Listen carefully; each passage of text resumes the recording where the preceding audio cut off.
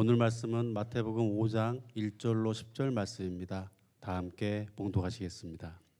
예수께서 무리를 보시고 산에 올라가 앉으시니 제자들이 나아온지라. 입을 열어 가르쳐 이르시되 심령이 가난한 자는 복이 있나니 천국이 그들의 것이며 애통하는 자는 복이 있나니 그들이 위로를 받을 것이며 온유한 자는 복이 있나니 그들이 땅을 기업으로 받을 것이며 의에 줄이고 목마른 자는 복이 있나니 그들이 배부를 것이며 긍휼히 여기는 자는 복이 있나니 그들이 긍휼히 여김을 받을 것이며 마음이 경건한 자는 복이 있나니 그들이 하나님을 볼 것이며 화평하게 하는 자는 복이 있나니 그들이 하나님의 아들이라 일컬음을 받을 것이며 의를 위하여 박해를 받는 자는 복이 있나니 천국이 그들의 것임이라. 자, 오늘은 마태복음 12번째 시간, 천국의 시작, 심령이 가난한 자, 천국의 시작, 심령이 가난한 자라는 제목으로 말씀을 전합니다. 아마 교회를 처음 오신 분들은 마태복음 5장서부터 7장의 내용들을 잘 모르실 수도 있겠지만, 교회를 익히 다니셨던 분들은 이게 예수님께서 마태복음으로 비유한다면 제일 먼저 말씀하시는 것이고 산상에서 가장 중요하게 말씀하신 것이다 라는 것을 아시게 될 것입니다. 근데 문제는 이것이 참 우리에게 있어서 어렵다라는 거예요. 분명히 무슨 말씀인지는 알겠고 어떤 말씀인지는 알겠는데 이대로 살기에는 굉장히 부담스럽다 말입니다. 사실 설교자로서도 어떤 본문을 딱 택하면서 보면 너무너무 좋은 말씀이 있거든요. 힘을 줄 수 있는 말씀이 있고 능력이 되는 말씀도 있고, 근데 어떤 본문은 좀 피하고 싶은 본문도 있어요. 왜냐하면 먼저 저도 이렇게 살아내는 것이 쉽지 않기 때문입니다. 특별히 이 산상설교는 한 10년 전에 제가 한번 전했던 적이 있어서 이런 고민도 되기도 해요. 제가 이미 이전에 전했으니까 그때로 생각을 하시고, 그러고 나서 이제 4장에서 다시 8장으로 넘어가겠다, 얼마든지 이러고 싶은 내용입니다. 그러나 그렇게 할 수 없는 것이, 이것이 오늘 7장 마지막에 보면 예수님이 자신의 권위로 말씀하셨다라는 거예요. 그 말은 무슨 말이냐면, 우리에게 이 말씀을 주셨을 때 당신의 권위로 주셨으면 이것을 우리가 어떠한 윤리와 도덕으로 하는 것이 아니라 하나님의 말씀으로 받아야 되고, 이 말씀대로 우리가 살아갈 수 있음을 우리 예수님이 믿으셨기 때문에 이 말씀을 주셨다라는 것입니다. 그러니까 오히려 이 말씀이 도덕적으로 윤리적으로 하나님이 우리에게 어렵게 주신 말씀이 아니라 이대로 우리가 살아갈 수 있음을 믿고 주셨다라고 우리가 확신을 하면서 이 말씀을 그대로 받기 시작해야 됩니다. 그럴 때 이 산상수훈의 말씀이 힘이 되고 능력이 되는 귀한 말씀이 될 수 있다라는 것이죠. 노하지 말라, 맹세하지 말라, 원수를 사랑하라, 비판하지 말라, 옷을 줄 때 속옷까지 줘라. 어떻게 그렇게 할 수 있겠어요? 열매로 그들을 알리라 라고 했는데 그 열매가 우리가 다 파토나 버렸는데 어떻게 이럴 수 있겠습니까? 그러나 겸손히 주님의 권위 앞에 무릎을 꿇고 나아간다면 얼마든지 우리가 이 말씀대로 살아갈 수 있게 됩니다. 그래서 이 산상설교의 5장서부터 7장 말씀을 늘 우리 마음에 새기면서 살아야 되는데, 그러기 위해서 먼저 중요한 것이 우리가 소위 팔복이라고 말하는 오늘 이 12절까지의 말씀에 대한 이해가 분명해야 됩니다. 이 이해가 분명하면 그 다음서부터 이어지는 말씀이 우리에게 얼마든지 살아갈 수 있는 말씀이구나, 그것을 깨닫게 되거든요. 팔복하면 중요한 게 뭐죠? 8가지 복이라는 것입니다. 자, 하나님께서 복에 대해서 말씀을 하셨어요. 자, 그러면 하나님께서 복에 대해서 말씀하신 게 2가지가 있거든요. 첫 번째는 근원적인 복이 있고요, 두 번째는 그 복을 통해서 살아갈 수 있는 그 삶의 복을 말씀해 주셨습니다. 이 근원적인 복이라는 것이 히브리어로 말하면 베레카라는 뜻인데, 이 말은 무슨 말이냐면 그냥 하나님이 선언해 주시는 거예요. 그냥 제가 어떠함에 상관없이 너는 그냥 복이다, 이렇게 선언해 주시는 겁니다. 우리가 알 수 있는 게 창세기 12장에 보면 하나님께서 아브라함을 이방 땅에서 부르세요. 그때 부르시면서 뭐라고 말씀하시죠? 내가 너를 복의 근원으로 삼겠다. 아브라함은 전혀 준비가 안 됐어요. 자기가 복의 근원인지 뭔지도 모릅니다. 근데 하나님은 그 존재 자체를 그냥 복의 근원으로 삼으신 겁니다. 얼마든지 우리에게도 하나님께서 약속하실 때 베라카라는 이 복을, 존재 자체의 복을 우리에게 허락해 주시는 겁니다. 오늘 이 예배를 드리는 저희들에게 이 믿음이 있으시길 축복합니다. 나는 하나님께서 복의 근원으로 삼으셨구나.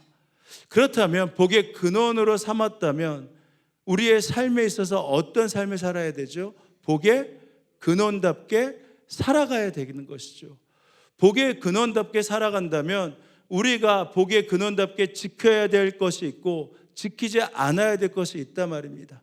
복의 근원답게 살아가는, 지켜야 될 것을 지키고 지키지 않아야 될 것을 우리가 하지 않는 이 복의 근원의 삶은 뭐라고 하냐면 히브리어로 아슈레라고 해요.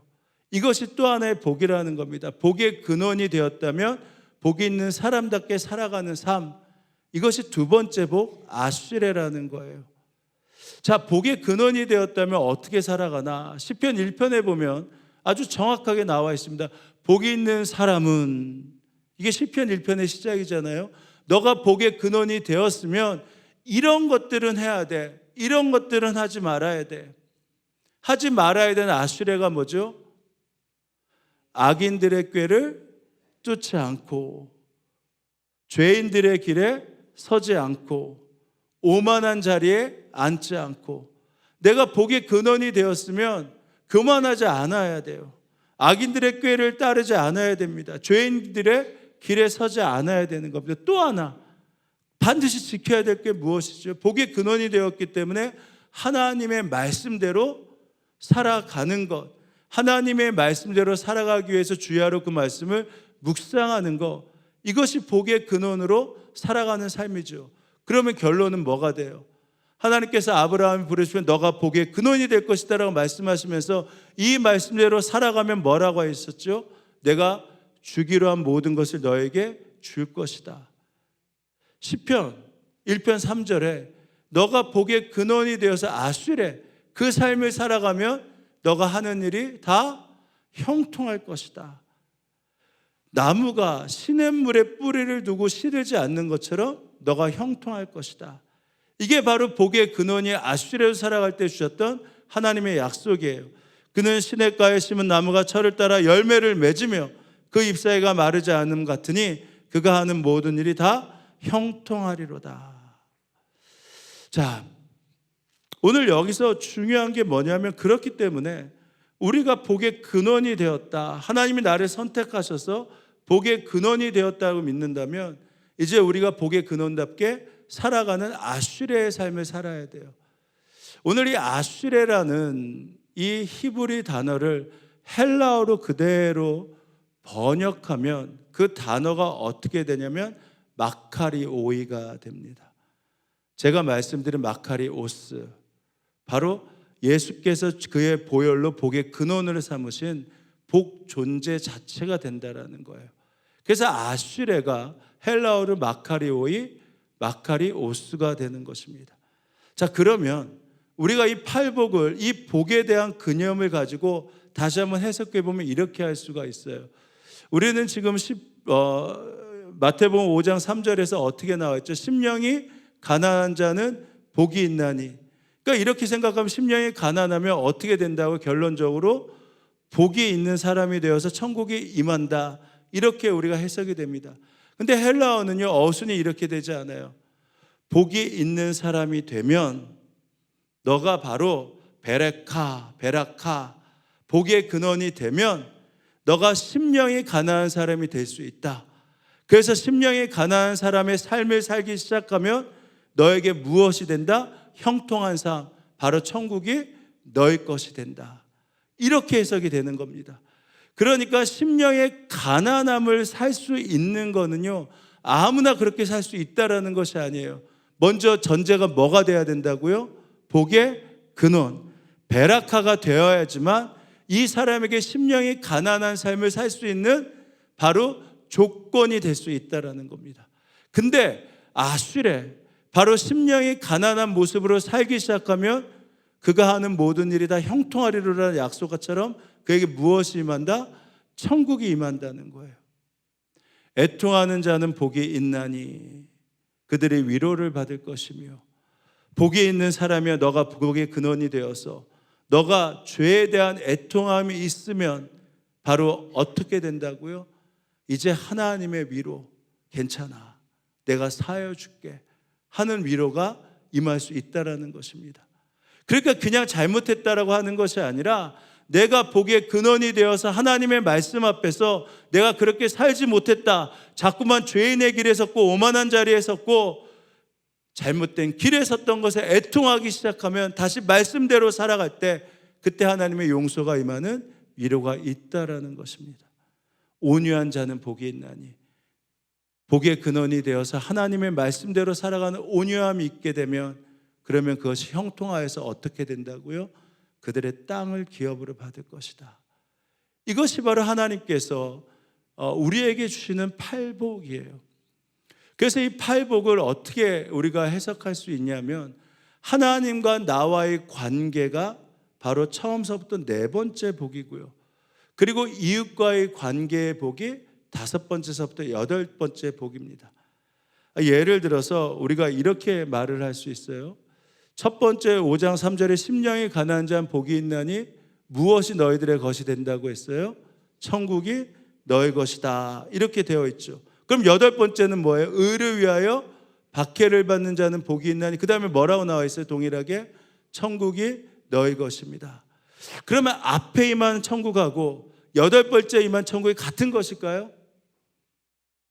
같은 거예요. 근데 대상이 달라지는 겁니다. 첫 번째 심령이 가난한 자가 되어 받는 복은 내 안에 천국이 임하는 것이고요, 여덟 번째 그에게 천국이 임하는 것은 내가 천국이 임하여 천국 백성답게 살아가면 그곳에 함께하는 자들에게도 무엇을 경험할 수 있다? 천국을 경험할 수 있다. 이 의미가 되는 것입니다. 자, 그래서 첫 번째에서부터 네 번째가 하나님과 나와의 관계의 회복, 그 다음에 다섯 번째에서부터 여덟 번째 복이 이웃과의 관계의 회복이에요. 나와 이웃과의 관계. 십계명을 우리가 두 가지로 요약하면 어떻게 되죠? 하나님을 사랑하고 이웃을 사랑하라. 무슨 말인가? 이해가 되세요? 혹시 이해가 안 되면 괜찮습니다. 주일이 많이 오니까 또다시 앞에서부터 전해도 돼요. 말씀 이해가 되시죠? 자, 그럼 한번 보세요. 이 도표를 한번 보세요. 자, 한번 보면 하나님과의 관계에 있는 바로 그 복, 그 다음에 이웃과의 관계에 있는 복이에요. 자, 심령이 가난한 자, 복이 있는 자가 되어서 내 마음에 오직 주님을 찾는 자가 되면 천국이 임해요. 그러면 천국이 임한 자가 다른 사람을 볼 때 어떤 마음으로 볼까요? 긍휼한 마음으로 보잖아요. 왜 저 사람에게는 저 가난한 마음이 없을까? 정말 하나님을 찾으면 저에게 하나님의 은혜가 임할 텐데. 그러니까 그를 바라볼 때 어떤 마음으로 볼 수 있어요? 긍휼한 마음으로. 내 죄에 대한 애통함이 있어요. 그것에 대한 하나님의 사함의 약속을 받습니다. 그러면 내 마음이 어떻게 되죠? 깨끗해져요. 깨끗한 마음으로 다른 사람을 바라보게 되면, 내 마음에 죄가 있으면 다른 사람도 그렇게 보지만 내 마음이 깨끗하면 다른 사람 볼 때 어떻게 돼요? 깨끗함으로 그를 투영하여 볼 수 있기 때문에 그를 너그럽게 볼 수 있고 깨끗함을 기대하면서 볼 수 있게 됩니다. 그래서 이게 이렇게 이어지는 거, 온유한 순종하는 사람이 된다. 그러면 하나님의 말씀 가운데 내 가운데 막힌 것이 없어요. 다 열리는 거잖아요, 순종의 길로. 그러면 다른 사람을 볼 때 어떻게 돼요? 그 마음을 가지고 다른 사람의 다리가 되는 역할을 할 수 있게 되는 것입니다. 의에 줄이고 목마른 자, 오직 내가 주님밖에 없습니다. 내가 의의 삶을 살겠습니다 라고 하면, 그러면 박해받는 자리에서 내가 의의 삶을 대신해서 살아갈 수 있어요. 그러면 그 자리가 뭐가 임한다고요? 천국이 임한다. 그래서 우리에게 이 팔복은 그냥 예수님이 갑자기 하신 말씀이 아니라 예수님이 이미 구약에서 십계명과 말씀을 주신 것의 백그라운드를 가지고 우리에게 이 말씀을 전해 주신 것입니다. 그래서 예수님이 산상수훈을 말씀하시면서 뭐라고 말씀하셨어요? 내가 율법의 완성이다. 왜냐하면 이 말씀이 그냥 있는 것이 아니라 구약의 말씀 앞에서 하나님께서 예수님의 지혜를 가지고 하나하나 풀어주신 것입니다. 그래서 이 팔복에 대한 이해가요, 베라카, 따라해 보시죠. 베라카. 내가 복의 근원이 되면 복의 근원답게 살면 아슈레. 아슈레 따라해 보시죠. 아슈레. 이 삶을 살아갈 수 있게 되면 그 아슈레의 삶이 무엇인가라고 했을 때 아슈레의 삶을 살게 되면 그 사람이 어떤 사람이 돼요? 세상에서 빛과 소금이 되는 것입니다. 그래서 13절에 뭐라고 했어요? 너희는 세상의 빛이요 너희는 세상의 소금이다 말씀하신 겁니다. 그래서 그 말씀대로 우리가 그 다음서부터 맹세하는 자, 원수를 사랑하는 자, 속옷을 줄 수 있는 자, 비판하지 않는 자, 그 삶을 당연히 아슈레의 삶으로 살아갈 수 있는 것이죠. 그래서 이것이 힘들다라는 것이 아니라 우리는 이 삶을 살아갈 수 있다 없다? 살아갈 수 있다라고 믿고 이 말씀 앞에 살아갈 수 있는 것입니다. 자, 오늘은 그 중에서 첫 번째 심령이 가난한 자, 바로 여기에 대해서 좀 말씀을 나누겠습니다. 자, 심령이 가난하다, 심령이 가난하다. 이것이 무슨 의미일까요? 심령이 가난하다.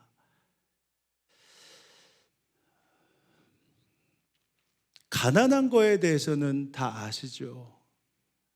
가난하면 정말 철저하게 가난하게 되면 정말 아무것도 없이 가난하게 되면 자존심도 없어지는 거 아세요? 일단 먹고 살아야 되니까. 살만하니까 자존심이 있죠. 정말 아무것도 없이 가난하면 알아요. 자존심도 없어요. 그럼 심령이 가난하다는 게 무슨 의미일까요? 우리 주님은 우리에게 가난하길 원치 않으십니다. 먼저 말씀드리면 우리가 복받는 인생이 되길 원하세요. 처음서부터 하나님께서 태초의 천지를 창조하시고 아담과 하와를 주시면서 생육하고 번성하라고 말씀하셨습니다. 말씀드린 대로 아브라함에게 복의 근원이 되라고 말씀하셨어요.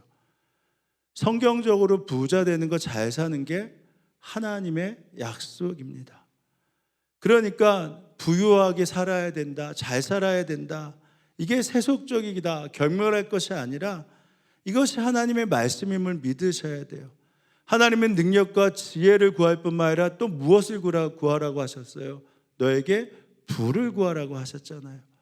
그러니까 하나님께서 나를 선택하시고 복의 근원으로 삼으셨다면 내가 잘 살길 원한다. 또 잘 산다는 게 구별은 될 수 있지만 내가 부유하게 살길 원한다. 이것에 대해서 분명히 믿고 강구하셔야 됩니다. 근데 우리가 예수님의 말씀을 얼핏 생각해 보면 예수님은 부자에 대해서 꼭 비하하거나 경멸한 것처럼 느껴질 때가 많아요. 근데 그 시대의 시대상 때문에 그러거든요. 예수님 시대에 이스라엘은 어떤 나라였죠? 로마의 속국이었습니다. 그래서 로마의 속국이었기 때문에 늘 로마에 뭐를 바쳐야 돼요? 세금을 바쳤어야 돼요. 게다가 로마의 속국이면서 지금 이스라엘은 누가 통치하고 있었습니까? 헤롯 왕이 통치하고 있었어요. 헤롯 왕은 예루살렘의 성전을 헤롯 성전으로 지으면서 엄청난 건축을 했어요. 자기의 집을 만들기 위해서 엄청난 건축을 했습니다. 그 건축비 다 어디에 나와요? 바로 예루살렘에 이스라엘에 사는 사람들, 주민들의 삶에서 다 나오는 거잖아요. 근데 여기도 뺏기고 저기도 뺏기고 게다가 세리들에게도 뺏겨요. 그러면 어떻게 됩니까? 세금을 못 내게 돼요. 그러면 자기 땅까지 팔아야 돼서 소장용이 될 때도 많이 있습니다. 그래서 예수님이 거기에 대해서 지적하시는 거예요. 왜 그렇게 남의 돈들을 빼앗아가면서 부유하게 하고 있냐? 왜 세리처럼 그렇게 부유하냐? 그렇게 사는 건 아니다 라고 부자에 대해서 말씀하신 것이죠. 너희들 그렇게 모아봐. 근데 하루아침에 그거 다 죽게 되면 그거 아무것도 아니잖아. 왜 근데 그렇게까지 남을 어렵게 하면서 그 재산을 뺏어? 그렇게 말씀하신 것이지 부요에 대해서 하나님이 가난에 대해서 우리가 원치 않으시고 부함에 대해서 우리 주님을 원하세요. 그러면 이 심령이 가난함이 무엇인가? 그러면 이것은 한 가지 기준은 분명합니다. 잘 살고 못 살고의 기준은 아니에요. 심령이 가난하다는 것은 무엇이냐? 어떠한 자기의 상황의 문제가 아니라 마음의 태도의 문제가 바로 그의 심령이 가난한지 부요한지를 선택할 수 있다라는 것이죠. 근데 심령이 가난한 자가 복이 있대요. 그리고 천국을 너희들이 받을 수 있다라는 것입니다. 그럼 심령이 가난하다는 게 뭐예요? 심령이 가난하다는 게 뭐죠?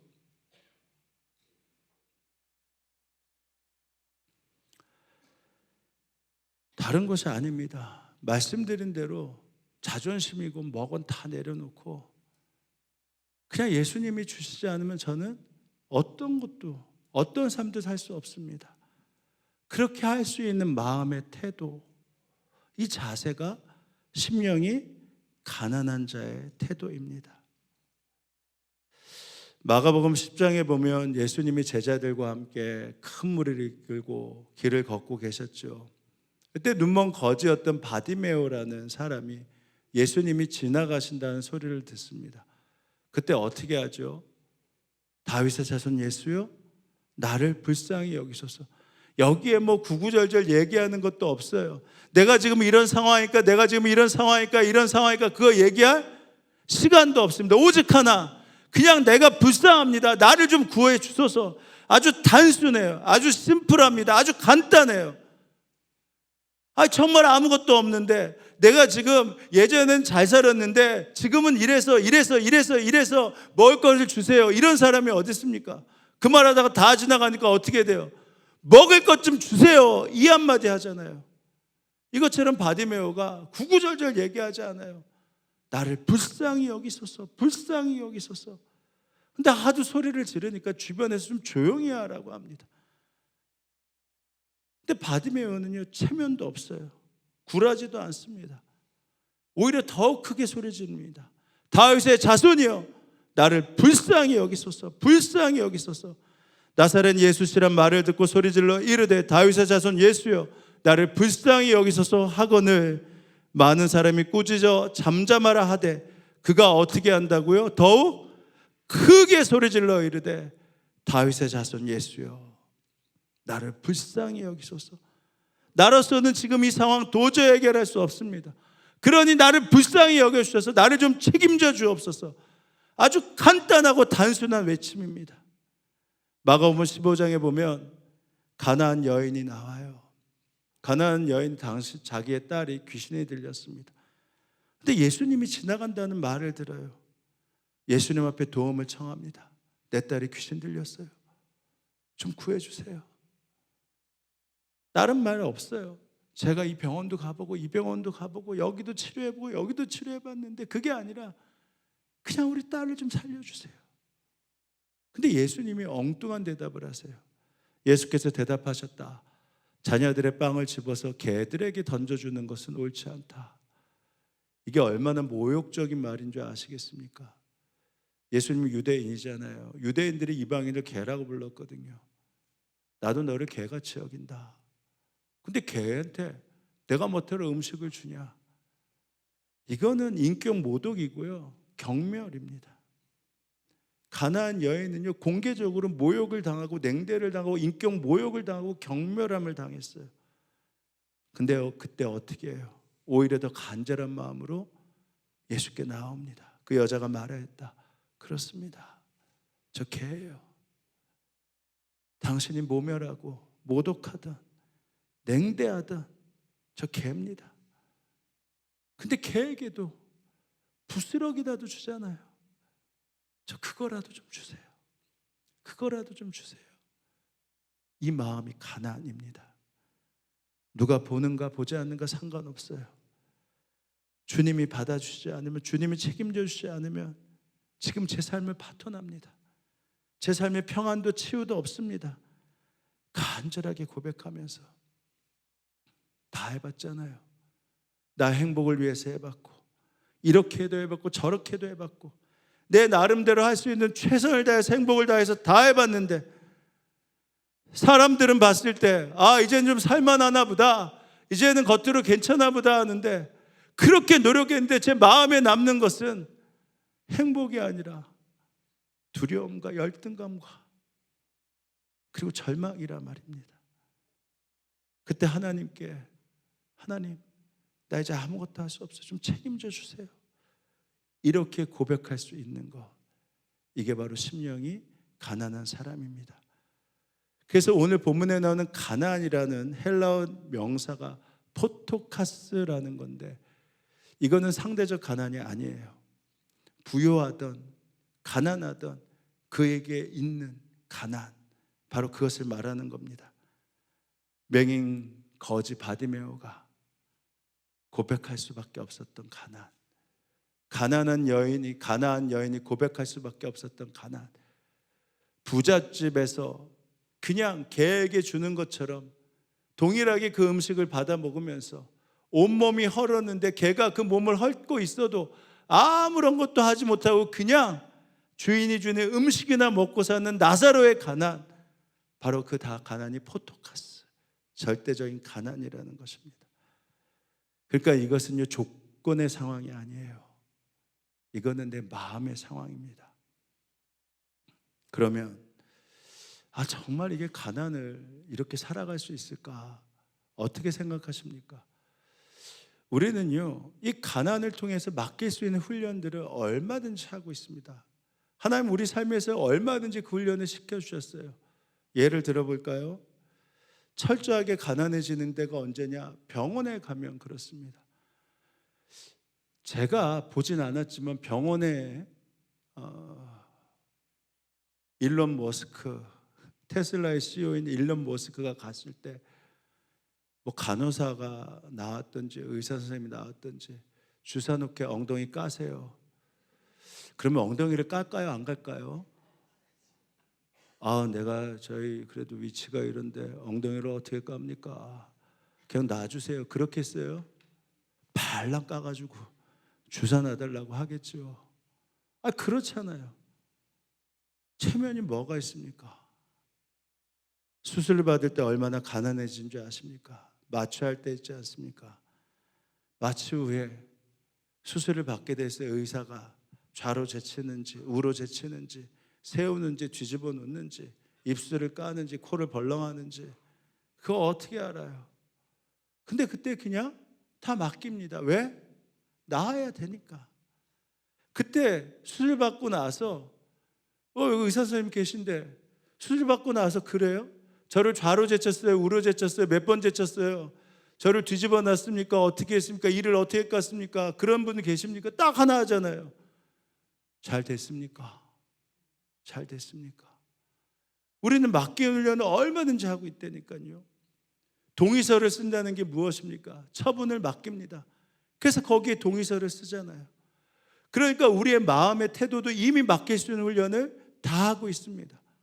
그러니까 우리가 복이 있는 사람이 된다라고 했을 때 내 마음 가운데 주님, 천국을 시작하고 천국을 경험하기 위해 주님께 나의 모든 것을 맡깁니다 하는 것은요, 어려운 것이 아닙니다.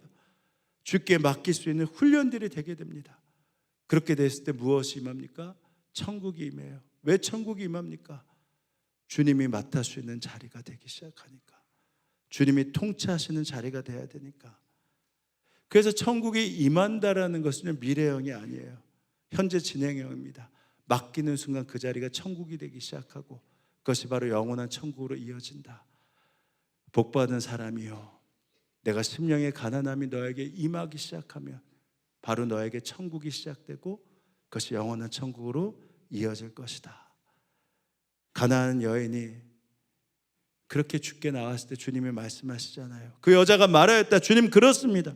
그러나 개들도 주인의 상에서 떨어지는 부스러기를 얻어먹습니다. 그제서야 그의 가난을 경험한 예수님이고 그것을 보았기에 그제서야 예수께서 그에게 말씀하셨다. 여자여, 참으로 내 믿음이 크다. 내 소원대로 되어라. 바로 그 시각에 그에게 천국이 임했습니다. 할렐루야. 맹인 바디메오에게 주님이 말씀하셨습니다. 너가 그토록 소리 지르는 거, 그것이 뭐야? 그것이 뭐야? 주님, 제가 보는 것입니다. 다른 거 아니고 보는 것입니다. 예수께서 그에게 말씀하셨다. 가거라, 내 믿음이 너를 구원하였다. 그에게 천국이 임했습니다. 할렐루야. 여러분, 천국이 임한다는 게 이것입니다. 이제 말씀 마쳐야겠습니다. 혹시 인생 엉망이 되었다라고 생각하는 분 계십니까? 오히려 좌절하고 소망을 잃어버린 분 계십니까? 그러면 잘 된 것입니다.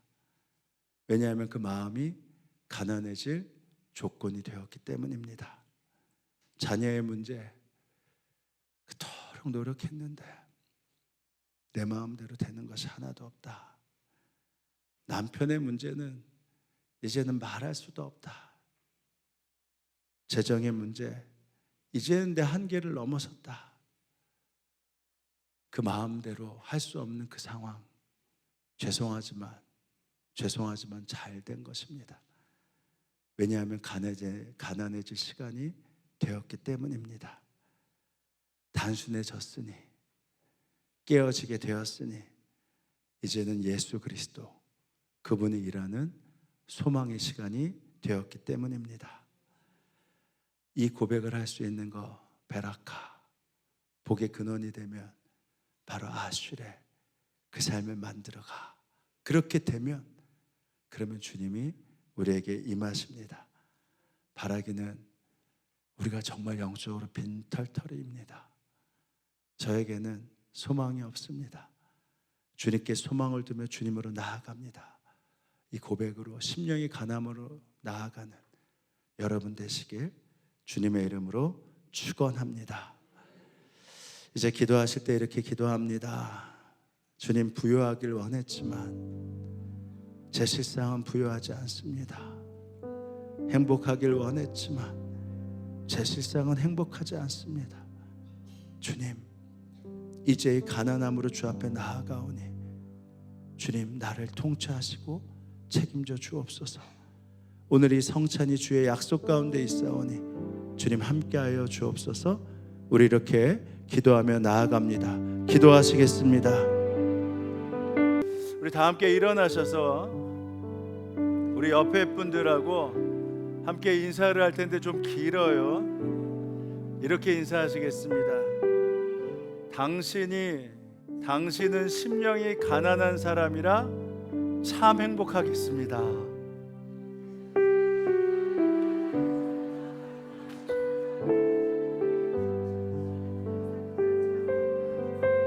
행복하시죠?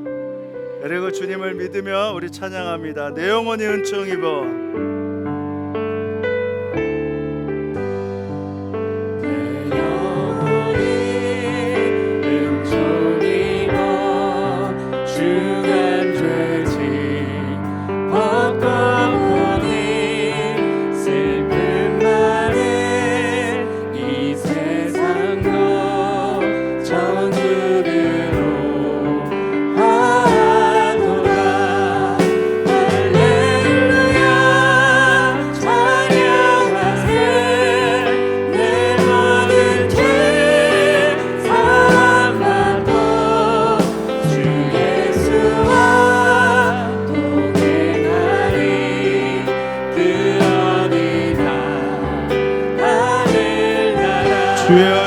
주의 얼굴 뵙기 전에 멀리 뵈던 하늘나라 내 맘속에 이뤄지니 날로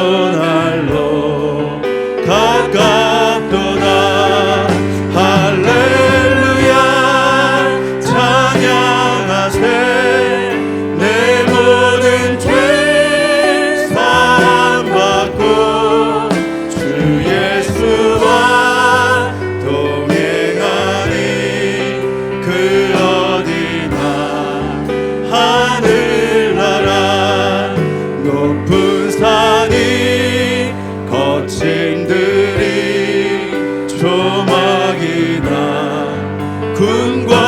군권이나 내 주 예수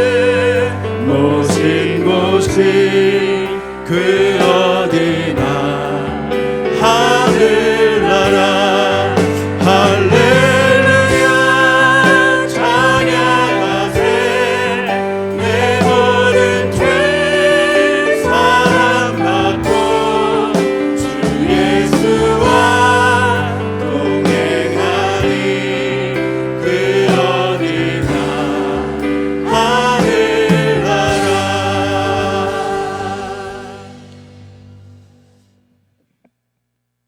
지금은 우리 주 예수 그리스도의 그 크신 은혜와 그 십자가의 보혈로 우리를 자녀 삼으신 하나님의 그 크신 사랑과 우리 가운데 내주하시며 동행하시고 우리와 영원히 함께 하시는 성령님의 함께 하심이 이 예배에 함께한 성도들 머리머리 가운데 그들의 가정과 일터 가운데 지금으로부터 영원히 함께하옵시기를 간절히 축원하옵나이다.